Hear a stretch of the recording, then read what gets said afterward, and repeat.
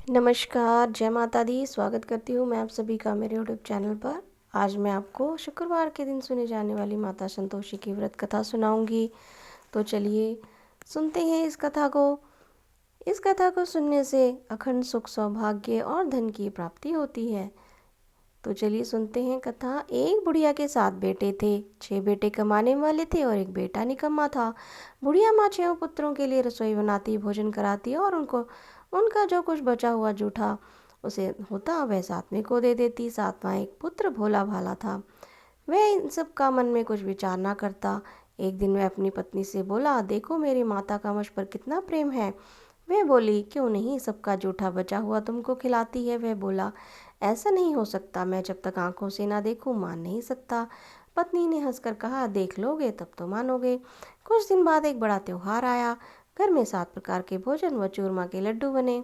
मैं पत्नी की बात को जांचने के लिए सिर दर्द का बहाना बनाकर पतला कपड़ा सिर पर ओढ़कर रसोई में जाकर सो गया और कपड़े में से जब देखता सब देखता रहा। 6 भाई भोजन करने आए। उसने देखा माँ ने उनके लिए सुंदर सुंदर आसन बिछाए, 7 प्रकार की रसोई परोसी और आग्रह कर करके उन्हें भोजन कराती रही। वह देखता रहा। 6 भाई भोजन कर उठ गए। तब माँ ने उनकी थालियों में से लड्डुओं के टुकड़ों को उठाया और एक लड्डू बनाया। जूठन साफ कर माँ ने उसे पुकारा, उठ बेटा, 6 भाई भोजन कर गए, अब तू ही बाकी है, उठ भोजन कर ले।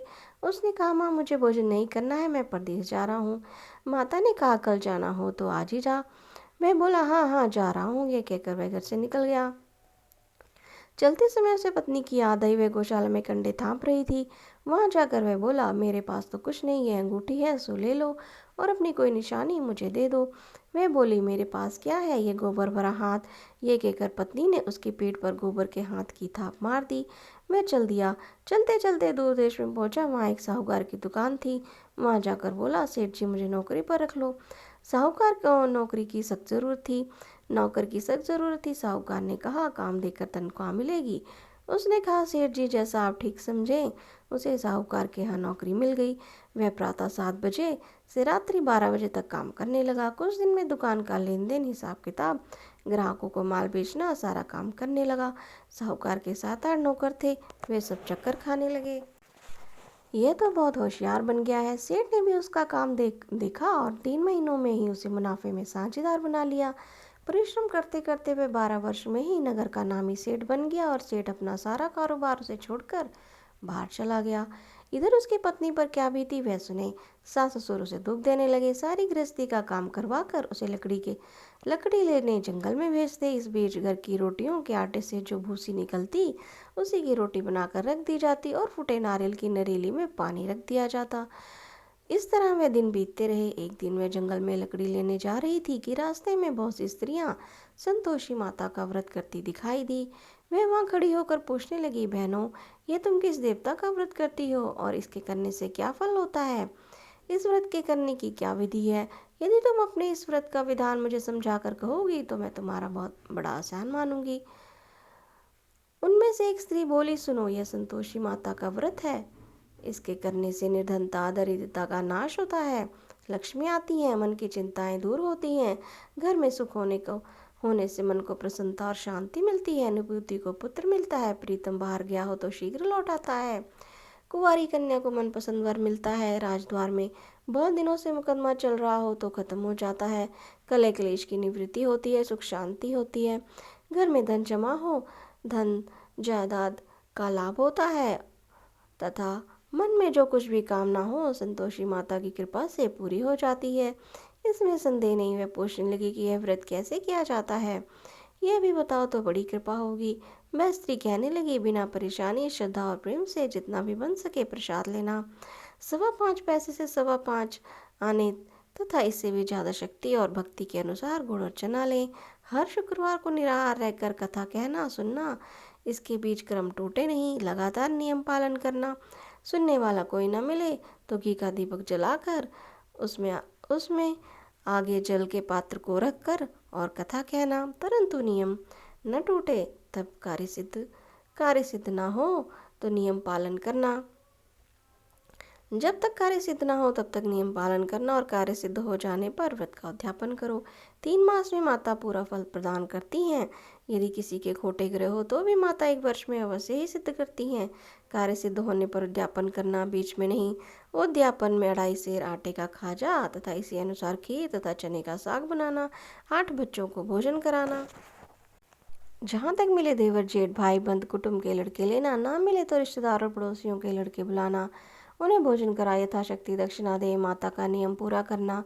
उस दिन घर में कोई खटाई ना खाए। यह सुन वह वहाँ से चल दी। रास्ते में लकड़ी के बोझ को बेच दिया और उन पैसों से गुड़ चना लेकर माता के व्रत की तैयारी कर आगे चली। सामने एक मंदिर देख लोगों से पूछने लगी कि यह मंदिर किसका है। सब कहने लगे यह संतोषी माता का मंदिर है। ये सुन वह माता के मंदिर में जा माता के चरणों में लौटने लगी, विनती करने लगी, माँ मैं दीन हूँ, निपट मूर्ख हूँ, व्रत के नियम कुछ नहीं जानती, बहुत दुखी हूँ। हे जगत जननी माता, मेरा दुख दूर कर, मैं तेरी शरण में हूँ। माता को दया आई। एक शुक्रवार बीता कि दूसरे शुक्रवार को ही उसके पति का पत्र आया और तीसरे शुक्रवार को उसका भेजा हुआ पैसा आ गया। यह देखकर जेठानी मुंह सिकोड़ने लगी, इतने दिनों बाद पैसा आया है, इतना इसमें क्या बढ़ावा है। लड़के ताने देने लगे। काकी के पास अब पत्र आने लगे, रुपया आने लगा। अब तो काकी की खातिर बढ़ेगी, अब तो काकी बुलाने से भी नहीं बोलेगी। बेचारी सरलता से कहती, भैया पत्र आए हैं, रुपया आए हैं तो हम सब के लिए अच्छा है। क्या ऐसा कहकर आंखों में आंसू भरकर संतोषी माता के मंदिर में जाकर मातेश्वरी के चरणों में गिरकर रोने लगी। माँ मैंने तुमसे पैसा नहीं मांगा, मुझे पैसे से क्या काम है, मुझे तो अपने सुहाग से काम है, मैं तो अपने स्वामी के दर्शन और सेवा मांगती हूँ। तब माता ने प्रसन्न होकर कहा, जा बेटी, तेरा स्वामी जल्दी आएगा। यह सुन खुशी से बावली होकर वह घर जाकर काम करने लगी। संतोषी माँ विचार करने लगी कि इस भोली पुत्री से मैंने कह तो दिया कि तेरा पति शीघ्र आएगा, पर आएगा कहाँ से, वह तो इसे स्वप्न में भी याद नहीं करता। उसे इसकी याद दिलाने मुझे ही जाना पड़ेगा। संतोषी माता उस बुढ़िया के बेटे के पास जा स्वप्न में प्रकट होकर कहने लगी, साहूकार के बेटे सोता है या जागता है। उसने कहा, माता सोता भी नहीं हूँ, जागता भी नहीं हूँ, बीच में हूँ, कहिए क्या आ गया है। माँ ने कहा, तेरा घर बार है या नहीं। माँ वह बोला, मेरा सब कुछ है माता, माँ बाप भाई बहन पत्नी, क्या कमी है। माँ बोली, पुत्र तेरी घरवाली कष्ट उठा रही है। वह बोला, हाँ माता यह तो मुझे मालूम है, परंतु जाऊं कैसे, परदेश की बात है, लेन देन का कोई हिसाब नहीं है, कोई जाने का रास्ता नजर नहीं आता, कैसे चला जाऊं। माँ कहने लगी, मेरी बात मान, सवेरे नहा धोकर संतोषी माता का नाम ले, घी का दीपक जला, दंडवत कर और दुकान पर जा बैठना। देखते देखते तेरा सारा लेन देन चुक जाएगा, जमा माल बिक जाएगा, सांझ होते होते धन का ढेर लग जाएगा। वह अगले दिन सुबह जल्दी उठा। उसने अपने मित्र बंधुओं परिचितों से स्वप्न में माता द्वारा कही गई बात कह सुनाई। वह सब उसकी यह बात सुनकर उसकी खिल्ली उड़ाने लगे। वे कहने लगे, कहीं सपने में भी की भी बात सच्ची होती है। एक बूढ़ा व्यक्ति बहुत समझदार था। वह बोला, देखो भाई, मेरी बात मानो, इस तरह सच या झूठ कहने के बदले देवता ने जैसा कहा वैसा ही करना। तेरा क्या जाता है। बूढ़े की बात मानकर नहा धोकर उसे संतोषी माता को प्रणाम किया और घी का दीपक जलाकर दुकान पर जा बैठा। थोड़ी ही देर में उसने देखा कि देने वाले रुपया लाए, लेने वाले हिसाब लाए। कोठी से भरे सामान के खरीदार नगद दाम में अपना सौदा करने लगे। शाम तक धन का ढेर लग गया। वह चमत्कृत हुआ। मन में संतोषी माता का नाम लेकर प्रसन्न होकर जाने के वास्ते गहना कपड़ा सामान खरीदने लगा। सब काम से निपट जाने पर वह घर को रवाना हुआ। यहाँ उसकी पत्नी बेचारी जंगल में लकड़ी लेने गई। लौटते वक्त थक जाने के कारण संतोषी माता के मंदिर पर विश्राम करने बैठ गई। यह तो उसका रोज का रुकने का स्थान था। दूर उड़ती धूल देखकर उसने माता से पूछा, हे माता, ये कैसी धूल उड़ रही है। माँ ने कहा, हे पुत्री, तेरा पति आ रहा है। अब ऐसा कर, तू लकड़ियों के 3 बोझ बना, एक नदी के किनारे रख, दूसरा मेरे मंदिर पर और तीसरा अपने सिर पर रख। तेरे पति को लकड़ी का गट्ठा देखकर मोह पैदा होगा, वह वहाँ रुकेगा, नाश्ता पानी बनाकर खाकर माँ से मिलने जाएगा। तो लकड़ी का बोझ उठाकर जाना और बीच चौक में गट्ठा डालकर 3 आवाजें जोर जोर से लगाना, लो सासू जी, लकड़ियों का गट्ठा लो, भूसी की रोटी दो, नारियल के खोपरे में पानी दो, आज कौन मेहमान आया है। माता संतोषी की यह बात सुनकर वह बहुत अच्छा माता जी कहकर प्रसन्न मन से लकड़ियों के 3 गट्ठे बना लाई। एक नदी के तट पर, दूसरा माता के मंदिर पर। इतने में ही वह मुसाफिर वहाँ पहुंचा। सूखी लकड़ी देखकर उसकी इच्छा हुई कि वहीं विश्राम करे और भोजन बनाकर खा पी कर गाँव चले। इस प्रकार भोजन कर विश्राम कर वह अपने गाँव में गया। उसी समय बहू सिर पर लकड़ी का गट्ठा लिए आई। उसने गट्ठा आंगन में डाल जोर से 3 आवाजें दी, लो सासू जी, लकड़ी का गट्ठा लो, भूसी की रोटी दो, नारियल के खोपरे में पानी दो, आज कौन मेहमान आया है। यह सुनकर उसकी सास ने अपने दिए हुए कष्टों को भुलाने हेतु बहू ऐसा तो क्यों कहती है, तेरा मालिक ही तो आया है। बैठ मीठा मीठा भात खा कपड़े गहने पहन। पत्नी की आवाज़ सुनकर उसका स्वामी बाहर आया और अपने हाथ में उसके हाथ में पहनी अंगूठी देखकर व्याकुल हो गया। वह अपनी माँ से पूछता है, माँ यह कौन है? माँ कहती है, बेटा ये तेरी पत्नी है। आज 12 वर्ष हो गए जब से तू गया है, तब से सारे गाँव में जानवर की तरह भटकती रहती है, काम काज घर का कुछ नहीं करती, 4 समय भोजन आकर खाती है। अब तुझे देखकर भूसी की रोटी नाल के खोपरे में पानी मांगती है। वह लज्जित होकर बोला, ठीक है माँ, मैंने इसे भी देखा और तुम्हें भी देखा है। अब मुझे दूसरे घर की चाबी दो, मैं इसमें रहूँगा। ठीक है बेटा, जैसे तेरी मर्जी, कहकर माँ ने ताले का गुच्छा बेटे के सामने रख दिया। उसने दूसरे घर को खोलकर सारा सामान जमा। एक ही दिन में वह राजा के महल जैसा ठाट बाट बन गया। अब क्या था, वह सुख भोगने लगी। अगला शुक्रवार है तो पत्नी ने अपने पति से कहा, मुझे माता संतोषी के व्रत का उद्यापन करना है। उसका पति बोला, बहुत अच्छा, खुशी से कर ले। वह उद्यापन करने की तैयारी करने लगी। जेठ के लड़कों को भोजन के लिए कहने गई। उन्होंने मंजूर किया, परंतु पीछे से जेठानी अपने बच्चों को सिखलाया, देखो रे, भोजन के समय सब लोग खटाई मांगना, जिससे इसका उद्यापन पूरा ना हो। लड़के भोजन करने आए, खीर पेट भर खाई, परंतु बाद में बात याद आते ही कहने लगे, हमें कुछ खटाई खाने को दो, खीर खाना में कुछ भाता नहीं है। देखकर रुचि होती है। भोजन कर लड़के उठ खड़े हुए, बोले, पैसे लाओ। तो बोली बहू कुछ जानती ना थी, उसने उन्हें पैसे दे दिए। लड़कों ने बाजार जाकर उन पैसों से इमली खरीदी और खाई। यह देखकर बहू पर माता जी का कोप किया। माता ने बहू जी पर कोप किया। राजा के दूत उसके पति को पकड़ कर ले गए। जेठ जेठानी मनमाने खोटे वचन कहने लगे। लूट लूट कर धन लाया था, इकट्ठा कर लाया था, सो राजा के दूत उसको पकड़ कर ले गए।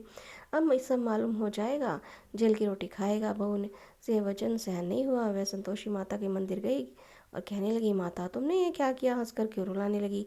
माता बोली, पुत्री तूने अध्यापन करके मेरा व्रत भंग किया, इतनी जल्दी से बातें भुला दी। वह कहने लगी, माता भूली तो नहीं हूँ, ना कुछ अपराध किया है, मुझे तो लड़कों ने भूल में डाल दिया, मैंने भूल से उन्हें पैसे दे दिए, मुझे क्षमा कर दो।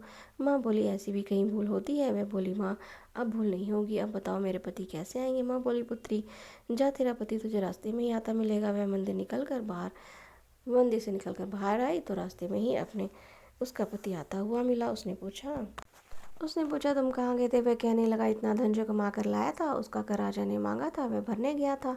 वह प्रसन्न होकर बोली, भला हुआ, अब घर चलो। फिर अगला शुक्रवार आया। वह बोली, मुझे माता का उद्यापन करना है। पति ने कहा, ठीक है करो। वह फिर जेठ के लड़कों से भोजन करने के लिए कहने गई। जेठानी ने उसे 1-2 बातें और सुनाई। लड़कों को सिखा दिया कि तुम पहले की तरह खटाई मांगना। लड़के भोजन करने बैठे, परंतु भोजन करने से पहले ही कहने लगे, हमें खीर पूड़ी नहीं भाती है, जी बिगड़ता है, कुछ खटाई खाने को दो। बहू बोली, खटाई खाने को नहीं मिलेगी, खाना हो तो खाओ। उनके उठकर चले जाने पर उसने ब्राह्मण के लड़कों को बुलाकर भोजन करवाया। दक्षिणा की जगह एक फल उन्हें दिया। इससे माता संतोषी प्रसन्न हो गई।